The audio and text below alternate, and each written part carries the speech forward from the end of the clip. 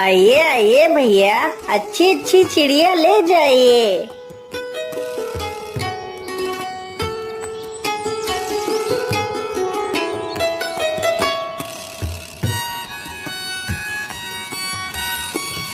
अरे भाई, ये कबूतर कितने पैसे में दे रहे हो?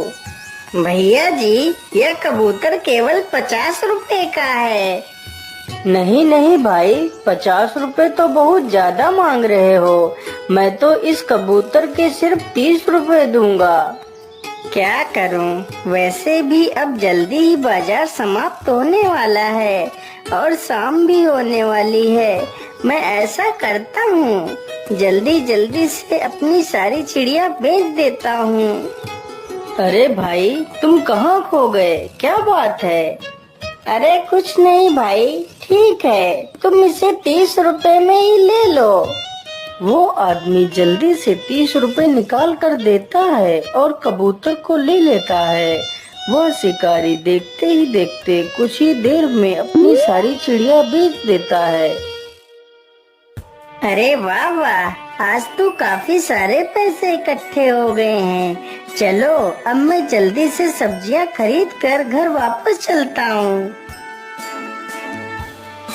शिकारी जल्दी से कुछ सब्जियां खरीदता है और वहां से चला जाता है।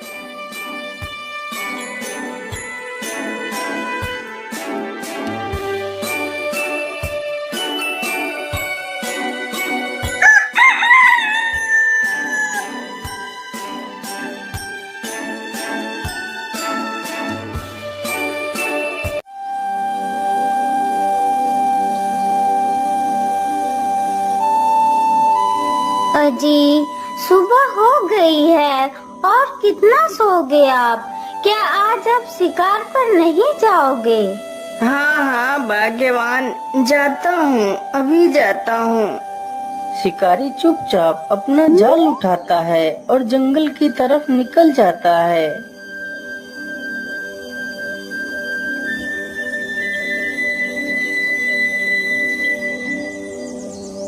शिकारी चलते चलते जंगल में काफी दूर निकल जाता है। हाँ हाँ, अब तो मैं काफी दूर जंगल में निकल आया हूँ। मैं ऐसा करता हूँ, इसी स्थान पर अपना जाल बिछा देता हूँ। यहाँ पर जरूर मुझे ढेर सारी चिड़िया मिलेंगी। इतना सोचकर शिकारी अपना जाल उसी स्थान पर बिछा देता है और पास में ही एक पेड़ के नीचे जाकर बैठ जाता है और सो जाता है। उसे सोते सोते काफी समय गुजर जाता है, तभी उसकी आंखें खुल जाती हैं। अरे बाप रे बाप, इतना समय हो गया और मैं सोता ही रहा। चलो जल्दी से मैं अपना जाल देखता हूँ, आखिर कितनी चिड़िया मेरे जाल में फंसी हैं। इतना सोचकर शिकारी अपने जाल के पास जाता है तो देखता है उसके जाल में एक भी चिड़िया नहीं फंसी है। अरे ये क्या हुआ, मेरे जाल में तो एक भी चिड़िया नहीं फंसी है। आखिर ऐसा कैसे हो सकता है? अब मैं क्या करूँगा, पैसे कहाँ से लाऊंगा? यदि पैसे नहीं मिलेंगे तो मैं अपना गुजारा कैसे करूँगा? चलो कोई बात नहीं, आज का गुजारा तो कल के बचे हुए पैसों से हो जाएगा। अब मुझे घर वापस चलना चाहिए।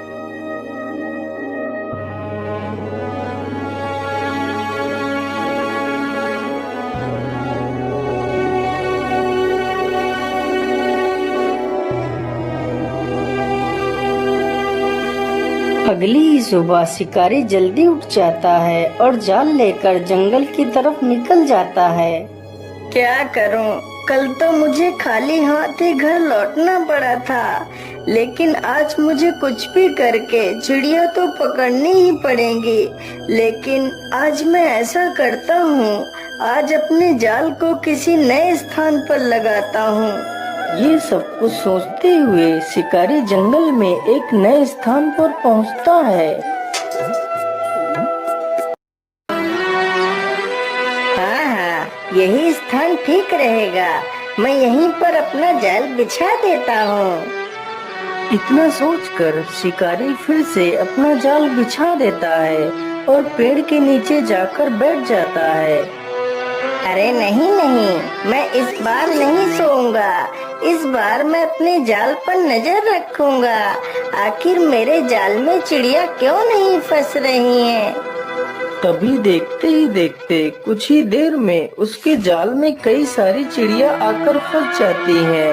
तभी एक लोमड़ी उसके जाल के पास आती है और जाल को पकड़कर खींच लेती है, जिससे जाल में फंसे सारे कबूतर फर से उड़ जाते हैं। अरे रे रे दुष्ट लोमड़ी, ये तूने क्या कर दिया? मेरे सारे पंछियों को तूने छुड़ा दिया। मैं तुझे जिंदा नहीं छोड़ूंगा। शिकारी जल्दी से एक डंडा उठाकर लोमड़ी की तरफ दौड़ता है। लोमड़ी तुरंत वहां से भाग खड़ी होती है। बेचारा शिकारी उसका पीछा करते करते काफी दूर निकल जाता है।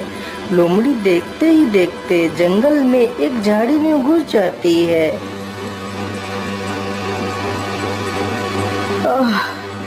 अरे बाप रे बाप, इसके पीछे भागते भागते तो मेरी सांस ही फूल गई, लेकिन लोमड़ी तो हाथ नहीं लगी। जिस पेड़ के नीचे शिकारी खड़ा था उसी पेड़ पर एक पक्षी रहता था। तभी उस पक्षी ने अपना मल त्यागा तो वह मल सीधा उसी शिकारी के ऊपर जा गिरा।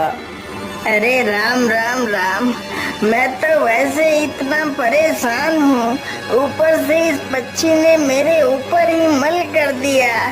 छी छी। तभी शिकारी अपने हाथों से ही उस मल को साफ करने लगता है। अरे ये क्या? ये मल तो सोने की तरह चमक रहा है। कहीं यह सोना ही तो नहीं? अरे हाँ, यह तो सोना ही है। इस पेड़ के नीचे तो कितना सारा सोना पड़ा है। इतने सोने में तो मेरा पूरा जीवन सुखमय कट जाएगा। लेकिन इतना सारा सोना आखिर किस पक्षी ने किया है? जरा मैं इस पक्षी को देख लेता हूँ। शिकारी तुरंत ही पेड़ से दूर हटकर देखता है तो एक सुंदर सा सफेद रंग का पक्षी पेड़ पर बैठा है। अरे वाह, यह पक्षी तो दिखने में कितना आकर्षक है। जितना ही यह दिखने में आकर्षक है, उतना ही ज्यादा यह काम का भी है। काश मैं इस पक्षी को पकड़ पाता तो मेरे पास इतना सारा सोना हो जाता कि मैं अपने पूरे राज्य में सबसे अमीर व्यक्ति बन जाता। इतना सोचकर शिकारी के मन में लालच आ जाता है और शिकारी जल्दी से उस सारे मल को इकट्ठा कर एक पोटली में बांध लेता है। मैं ऐसा करता हूँ, कल सुबह आकर अपना जाल इसी पेड़ के नीचे बिछा दूंगा और इस पक्षी को पकड़ लूंगा। इतना सोचकर शिकारी जल्दी से पोटली लेकर अपने जाल के पास जाता है और जाल लेकर अपने घर की ओर वापस चला जाता है।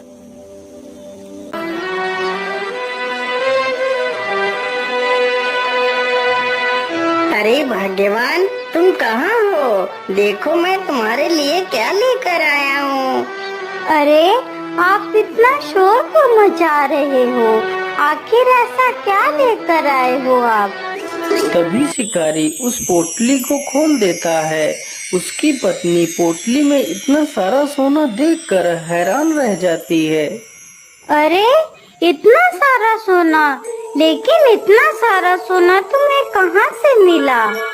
फिर शिकारी अपनी पत्नी को सारी कहानी सुनाता है। भाग्यवान, यदि वह पक्षी हमारे हाथ लग गया तो हमारी सारी गरीबी चुटकियों में ही खत्म हो जाएगी और हमें पूरे जीवन कोई काम नहीं करना पड़ेगा। हमारी आने वाली पुश्तें राज करेंगी, राज। हाँ हाँ, लेकिन इस पक्षी को तुम पकड़ोगे कैसे? अरे भाग्यवान, एक शिकारी से तुम सवाल कर रही हो कि मैं उसे पकड़ूंगा कैसे? अरे जैसे मैं बाकी पक्षियों को पकड़ता हूँ, वैसे ही उसे भी जाल बिछाकर ही पकड़ूंगा।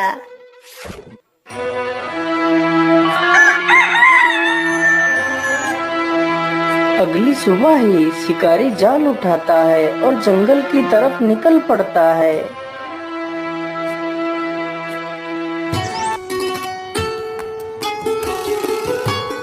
शिकारी चलते चलते उसी पेड़ के पास पहुंच जाता है जिस पेड़ पर वह पक्षी रहता था। चलो जल्दी से मैं अपना जाल बिछा देता हूँ और दूर झाड़ियों में जाकर छिप जाता हूँ। शिकारी जल्दी से अपना जाल पेड़ के नीचे बिछा देता है और दूर जाकर झाड़ियों में छिप जाता है। अरे ये क्या, आज तो मेरे पेड़ के नीचे इतने सारे अनाज के दाने बिखरे हुए पड़े हैं। मैं ऐसा करता हूँ, आज मैं इन्हीं दानों को खाकर अपनी भूख को शांत कर लेता हूँ। इतना सोचकर बेचारा पक्षी पेड़ के नीचे बिखरे दानों के पास जाता है। तभी वह उसी जाल में फंस जाता है। उधर घात लगाकर बैठा शिकारी जैसे ही देखता है कि पक्षी जाल में फंस गया है, तभी वह जल्दी से जाता है और पक्षी को पकड़ लेता है और उसे अपने घर ले जाता है।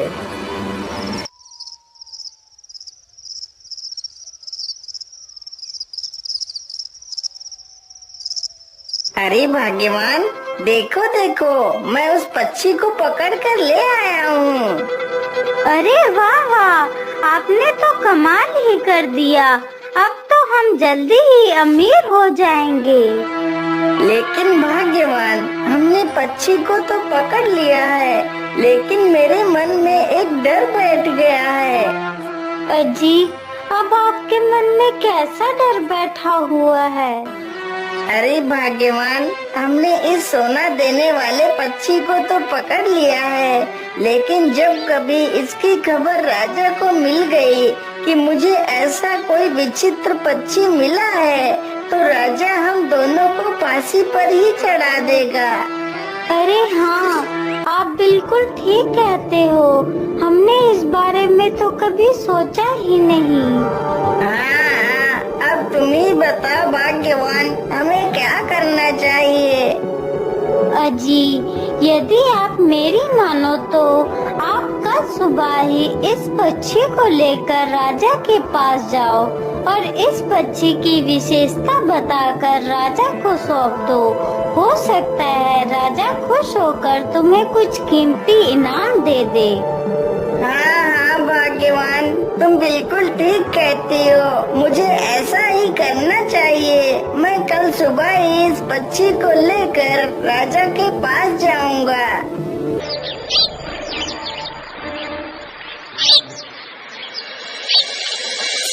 अगले ही दिन शिकारी उस पक्षी का पिंजरा उठाता है और उसे राजा के महल में लेकर पहुंच जाता है। महाराज, मेरा नाम चंपक लाल है और मैं एक बहेलिया हूँ। महाराज, मैं आपके लिए एक उपहार लेकर आया हूँ। उपहार? कैसा उपहार? आखिर तुम मेरे लिए क्या उपहार ला सकते हो? महाराज, मैं कल शिकार के लिए जंगल गया था, तो मुझे सोने का मल करने वाला यह पक्षी मिला है। क्या? सोने का मल? क्या यह पक्षी सोने का मल करता है? क्या तुम ये सत्य बोल रहे हो? जी हाँ महाराज, यह पक्षी सोने का ही मल करता है। शिकारी की यह बात सुनकर सभा में बैठे सभी लोग हैरत में पड़ जाते हैं। आखिर कोई पक्षी सोने का मल कैसे कर सकता है? अरे वाह चंपक, मैं तुमसे बहुत प्रसन्न हूँ जो तुम ऐसे विशेष पक्षी को मेरे पास लेकर आए हो। इससे हमारा राज्य और भी ज्यादा संपन्न हो जाएगा। मंत्री जी, तुम जल्दी से जाओ और 100 सोने की मोहरें लेकर आओ और चंपक को मेरी तरफ से उपहार में दे दो। महाराज, क्षमा कीजिए, लेकिन क्या कभी आपने सुना था कि कोई पक्षी सोने का मल करता है? ऐसा तो असंभव है महाराज। जरा सा विचार कीजिए, फिर कोई फैसला कीजिए। वैसे मंत्री जी ठीक कह रहे हैं। मैंने आज तक तो कभी भी ऐसे पक्षी के बारे में ना ही सुना है और ना ही देखा है। कहीं यह चंपक मुझे मूर्ख तो नहीं बना रहा? हाँ हाँ मंत्री जी, तुम एकदम ठीक कह रहे हो। मैंने आज तक कभी भी ऐसे पक्षी के बारे में नहीं सुना है। अब तुम ही बताओ मंत्री जी, मुझे क्या करना चाहिए? महाराज, इस बहेलिए से इस मासूम पक्षी को लेकर आजाद कर दीजिए, यही हमारे लिए ठीक रहेगा। और हाँ महाराज, इस पक्षी को आप अपने हाथों से खुद आजाद कीजिए। मंत्री की यह बात सुनकर राजा मंत्री की बात से सहमत होकर उस पक्षी को आजाद कर देता है। पक्षी जैसे ही आसमान में उड़ता है तो वो फिर से अपना मल राजा के ऊपर ही कर देता है। तभी राजा देखता है कि उस पक्षी ने वास्तव में सोने का मल किया है। अरे, यह तो सचमुच का सोना ही है। मंत्री जी, ये तुमने क्या करवा दिया? तुमने हाथ में आया हुआ इतना सारा धन निकलवा दिया। पक्षी वहाँ से उड़ता हुआ दूर किसी दूसरे स्थान पर चला जाता है। दोस्तों, हमें कभी भी इतनी जल्दी दूसरों की बातों में नहीं आना चाहिए। हमें कोई फैसला